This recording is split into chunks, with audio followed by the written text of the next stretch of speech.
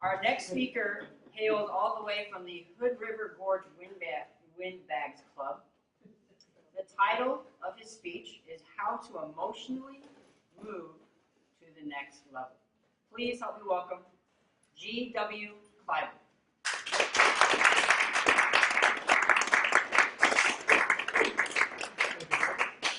Yeah, I think I'll stay down if that's okay.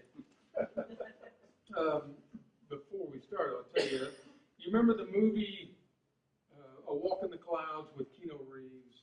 And he's in there and he's talking to this guy who hates him because he says he's married to his daughter. And he's standing up there and he says, I may speak with an accent, but I don't think with an accent. I want you to know.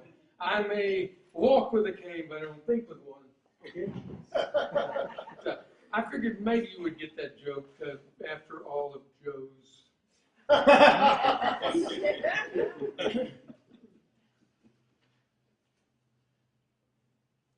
All of us have read the success books. Anybody who wants to achieve anything has read them, and they know that there are specific steps you take to become a success in something. However, they do not tell you how to convince yourself of doing that. And there's a big difference. I've always been a hands-on kind of guy. I worked as a rigger offshore in the Gulf Coast building oil wells. I worked as a lineman climbing poles, putting them in the ground, and so on and so forth. I worked as an electrician in the houses, pulling in wires. I had a business of furniture upholstery. It's hands-on. I worked for restaurants and managed restaurants. It's all hands-on. And then when I moved to being a teacher, it was very, very different. Because now it's an intellectual and reasoning thing that I'm working with. It's not a hands-on.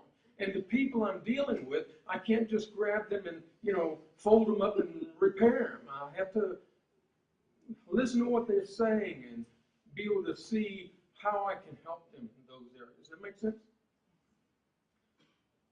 So how do you take what you have now become and make it who you say you are?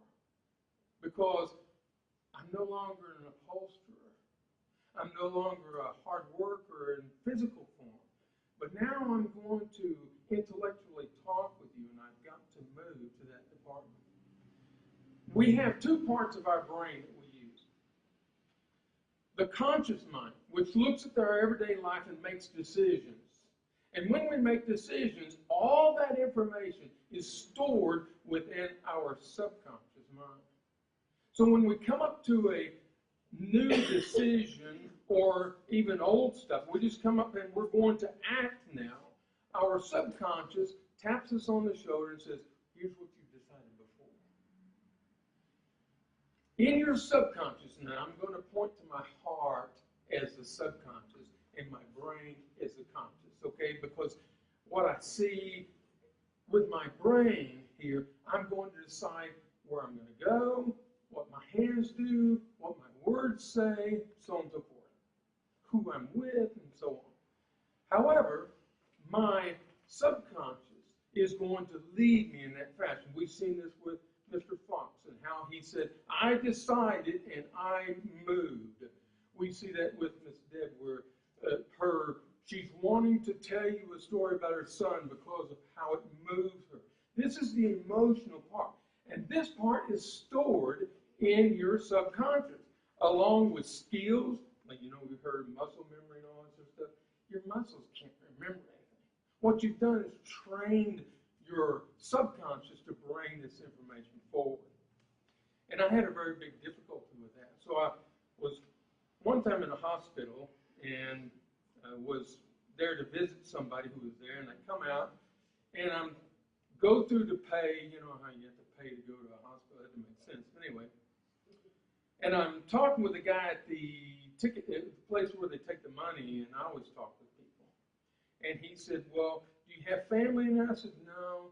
I came to visit somebody who is at the church where I preach. And he said, oh, if you'd told me that, we could have put you over there. The clergy has a special place to park in, you don't even have to pay. I said, man, I missed out on all this. You know, I had to park way out there and walk all the way and so on. And so I thought, you know what I'll do? I'll go down to the store and I will get one of those little signs that says clergy, and I'll stick it on the back window of my car. And I put it on my car, and I looked at it, and I thought, that just isn't me. That isn't who I am.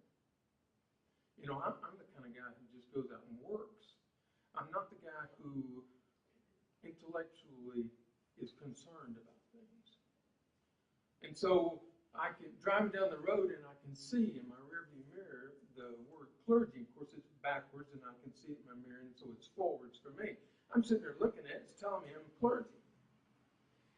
And here I'm cutting somebody off, you know, because they were in the way. And I look up there at my mirror to see them, and it says clergy. I'm thinking, man, I'm not that kind of guy anymore, you know, or at least I shouldn't be presenting myself that way, and so on. And so it took time for me to be able to emotionally move from being this worker to being a preacher.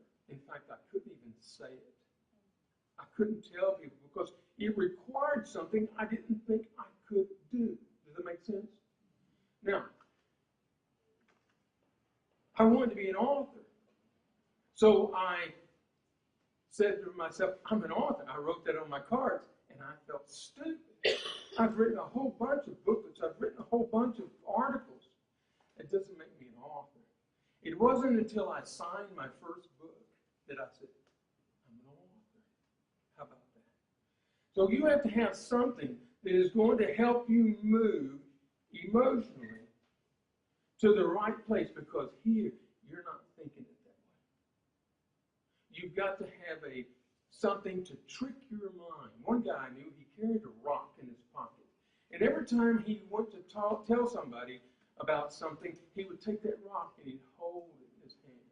And that rock was to remind him who he was. Because, see, now he's going to be different than who he is. We have to emotionally move to a new state before we can ever be there. Even though I had the job of being a preacher, I tried out, they loved me, and I'm making money doing it. I didn't believe it. And I've got to believe it. Solomon said this, as a man thinks in his heart, so he is. So for you, I say, decide who you're going to be, trick yourself into believing it, and achieve it, because it's the best thing you're ever going to be for yourself. Hope you have a good life. Thank you for everything. Thank you, Robert, for allowing me to speak.